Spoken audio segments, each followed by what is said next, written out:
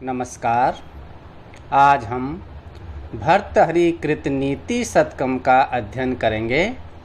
भर्तृहरि कहते हैं कि विधाता ने जो ललाट में लिख दिया है उसे मिटाने में कोई भी समर्थ नहीं हो सकता, अर्थात भाग्य रेखा अमिट है।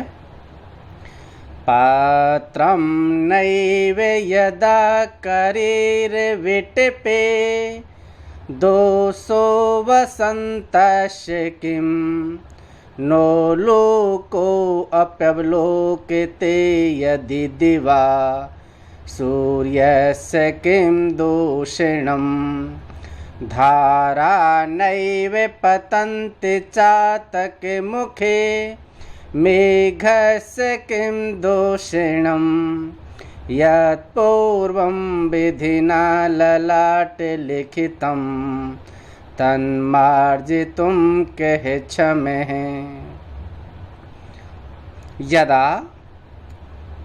जब यदि करीर विटपे, करीर के वृक्ष पर पत्रम नैव, पत्ते नहीं आते, तो वसंतस्य, वसंत ऋतु का दोष है। किम, क्या दोष है?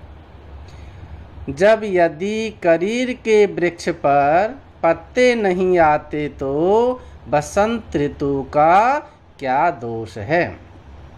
यदि उलूक है, यदि उल्लू दिवा अपि, दिन में भी न अवलोक्यते, नहीं देख पाता तो सूर्यस्य, सूर्य का दूषणम किम, क्या दोष?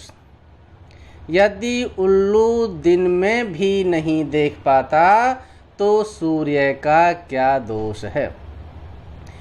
यदि चातक मुखे, पपीहे के मुख में धारा, वर्षा की जलधारा नैव पतंती, नहीं पड़ती है, तो मेघस्य, मेघ का दूषणम किम, क्या दोष है? यदि पपीहे के मुख में वर्षा की जलधारा नहीं पड़ती है तो मेघ का क्या दोष है? विधिना, विधाता ने पूर्वम, पहले यत जो ललाट लिखतम, भाग में लिख दिया है, तन्मार्जितम, उसे मिटाने के लिए कह क्षमे, कौन समर्थ है? विधाता ने पहले जो भाग्य में लिख दिया है उसे मिटाने के लिए कौन समर्थ है?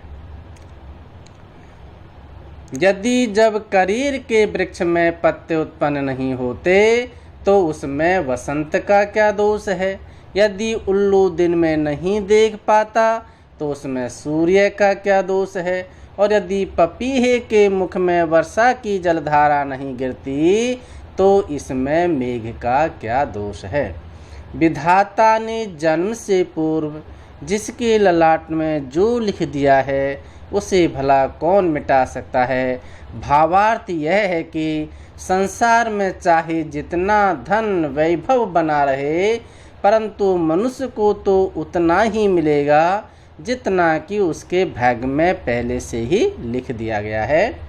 वसंत ऋतु में सभी पादप फलते फूलते हैं, परंतु करील पर पत्ते भी नहीं निकलते, तो यह उसके भाग्य का ही दोष है।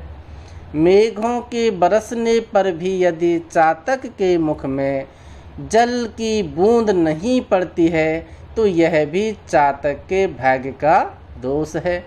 सूर्य के सर्वत्र प्रकाशित होने पर भी यदि उल्लू को दिन में भी नहीं दिखाई देता है तो यह भी उसके भाग्य का ही दोष है।